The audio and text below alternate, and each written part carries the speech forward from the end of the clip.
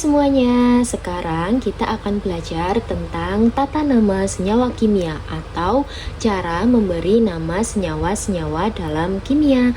Nah, ini diperlukan untuk keseragaman nama-nama senyawa kimia sedunia. Nah, yang pertama kita ada namanya tata nama senyawa biner. Apa sih senyawa biner itu? Senyawa biner adalah senyawa yang terdiri atas dua unsur. Namanya juga biner ya. Biner berarti dua unsur. Nah, kita lihat nih contohnya ada CO2, ada unsur C atau karbon dan O oksigen. Nah, kalau misalnya aku punya salah satu contohnya adalah Na2SO4. Apakah ini bisa mengikuti tata nama senyawa biner? Tentu nggak bisa ya, karena kita lihat ini ada lebih dari dua unsur, yaitu atom Na, S, dan O, sehingga ada tiga unsur. Nanti ada tata nama senyawa tersendiri, yaitu tata nama senyawa poliatom. Untuk tata nama senyawa biner itu ada dua macam. Yang pertama ada senyawa kovalen dan yang kedua ada tata nama senyawa ion. Nah, sekarang kita belajar tentang tata nama senyawa kovalen terlebih dahulu. Apa yang dimaksud dengan senyawa kovalen? Yaitu apabila dua unsur ini sama-sama tersusun atas non-logam dan non-logam. Non-logam ini biasanya disebut dengan anion atau muatan negatif. Nanti aku tampilkan di sini ya teman-teman apa aja anion itu biar nanti teman-teman gampang juga untuk menghafalnya. Untuk rumusnya sendiri itu adalah jumlah atom pertama ditambah nama atom non-logam yang pertama ditambah dengan jumlah atom yang kedua ditambah nama atom non-logam yang kedua dan diakhiri dengan ida. Ingat teman-teman, angka 1 di awal itu tidak perlu ditulis. Dan non-logam dan non-logam itu pada tabel periodik ada pada golongan 4A sampai dengan 8A plus atom hidrogen. Kemudian yang bawah ini adalah aturan nama-nama atau penyebutan angka. Yang satu adalah mono, 2D, 3 tri, 4 tetra, dan selanjutnya. Sekarang CO2 ini adalah atom non-logam dan atom non-logam. Sekarang sesuai dengan rumus adalah jumlah atom pertama. Berapa atom pertama? 1 ya, karena di sini angka 1 itu tidak dituliskan ya. Nah, ingat di aturannya angka 1 di awal atau di atom pertama tidak perlu ditulis, sehingga langsung kita tuliskan nama atomnya. Apa ini namanya? Yaitu karbon.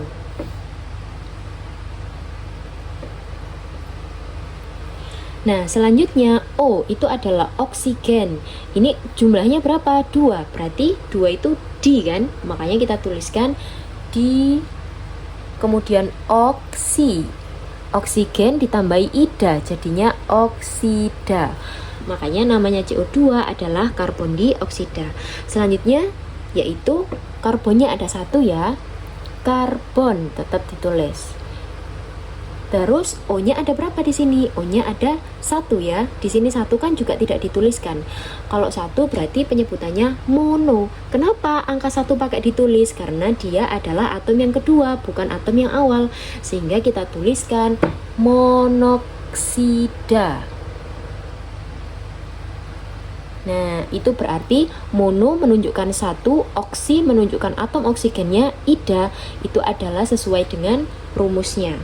Lalu kalau N2O5, ya sudah teman-teman, N itu kan atom nitrogen. Ini jumlahnya ada berapa? Ada 2. 2 itu D. Berarti langsung kita tuliskan dinitrogen. Kemudian atom O lagi. O itu kalau 5 namanya penta. Jadi langsung kita tuliskan pentaoksida.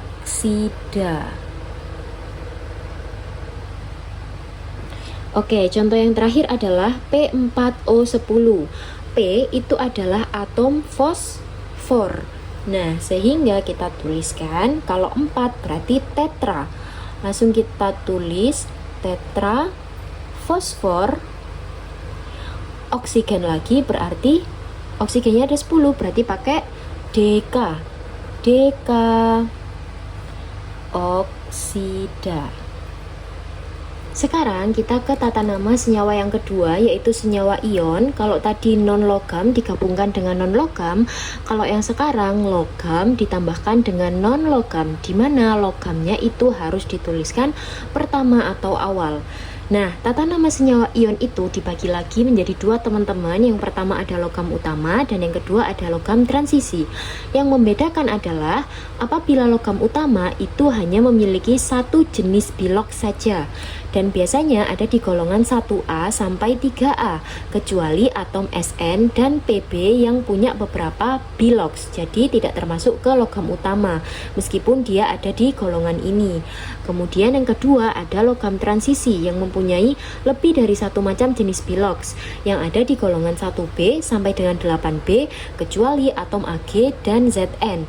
Kalau Ag muatannya hanya satu, yaitu plus 1, kalau Zn muatannya juga hanya satu, yaitu 2 plus ya. Jadinya kalau misalnya dia memiliki beberapa macam biloks, berarti dia mengikuti penamaan logam transisi. Kalau misalnya dia hanya mempunyai satu biloks, ya sudah, berarti dia pakai logam utama. Untuk rumusnya yaitu nama logam terlebih dahulu ditambah nama non logamnya, kemudian diakhiri dengan ida. Nah teman-teman, logam itu biasanya muatannya adalah positif atau dia kation, dan non logam itu adalah muatannya negatif atau anion. Tadi anion sudah aku kasih screenshotnya di awal ya, sekarang kita kasih yang kation, apa aja macam-macamnya.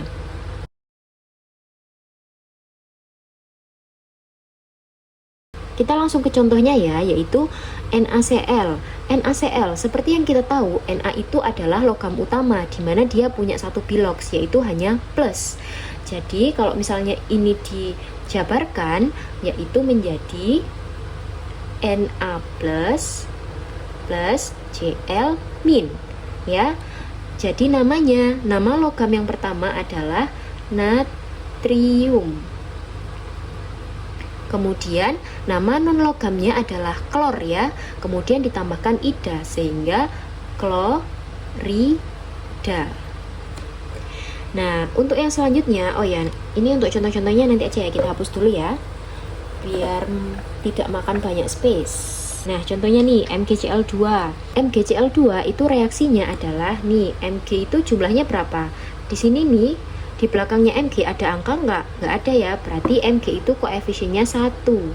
Kemudian muatannya berapa? Muatannya itu berarti punya temennya. Ini Cl itu kan punya 2, berarti muatannya Mg itu 2 plus. Nah, kemudian Cl ini di belakangnya ada 2, berarti dia koefisiennya adalah 2. Yang di belakang menjadi di depan ya, Cl. Lalu muatannya Cl berapa? Ya sudah, nih Mg kan nggak ada nih, kosong. Itu sama kayak 1, jadinya langsung ditulis min 1. Nah, atau min ya kan.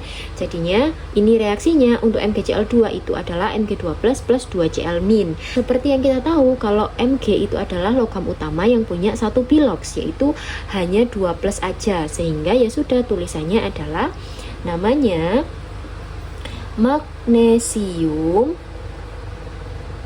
Kemudian sama ya, Cl itu kan klor, jadinya tulis klor ditambah ida, klorida. Oke, kita lanjut ke contoh yang berikutnya. Tadi aku sebenarnya pakai ini ya, AlCl3, terus kemudian FeCl3, terus BbCl2. Nah itu semuanya kan klor ya, nanti malah tidak bervariasi ya. Jadi sekarang soalnya aku ganti, atau contohnya aku ganti. Nah sekarang kalau misalnya Al2S3, reaksinya adalah, nih lihat ya, di belakang Al itu ada angka 2, berarti kita jadikan koefisien di depannya yaitu 2Al. Kemudian muatannya adalah yang punya temennya yaitu 3. Ini kan berarti 3 plus.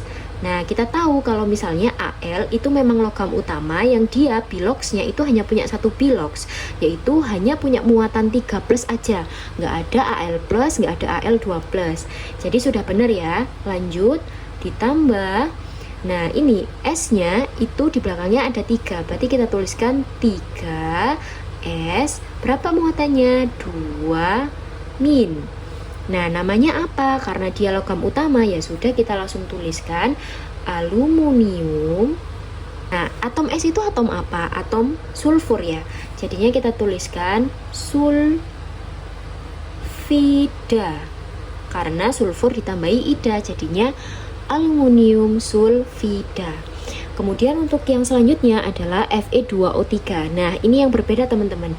Fe atau besi itu adalah logam transisi di mana dia punya lebih dari 1 bilox.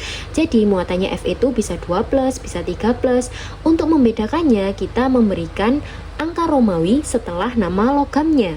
Nah, ini kalau kita pisah dulu adalah reaksinya 2 Fe berapa teman-teman muatannya? Betul, 3+ plus 3O2- ya. Berarti ini kita tulis Fe itu namanya apa? Fe itu kan besi. Nah, ini muatannya berapa? 3+. Jadi kita kasih dalam kurung Romawi 3. Besi 3. Kemudian O itu kan oksigen. Jadinya kita tulis oksida. Nah, sekarang kita lihat kalau misalnya PbCl2, sebenarnya Pb itu kan ada di golongan ini. Cuma dia termasuk logam transisi. Karena kenapa? Karena lihat ya, logam utama itu hanya memiliki 1 bilox yang ada di golongan ini. Nah, yang ada di golongan ini itu ada Sn sama Pb. Tapi kenapa Pb itu masuk logam transisi? Karena dia memiliki lebih dari 1 macam bilox, sehingga nanti penulisannya tetap pakai angka Romawi. Nah, ini reaksinya adalah Pb. Berapa muatannya Pb? Ini ya, banyaknya ini ya. Jadinya 2 plus 2 Cl-. Jadi Pb itu nama atomnya adalah timbal. Kemudian tetap kita kasih Romawi yaitu 2 sesuai dengan muatannya ya. Kemudian klor ya tetap klorida. Nah, seperti itu. Untuk tata nama senyawa poliatom, asam, basa, dan hidrokarbon selanjutnya aku bikin part-part lainnya ya. Jangan lupa untuk ditonton. Dan jangan lupa juga untuk like, komen, dan subscribe.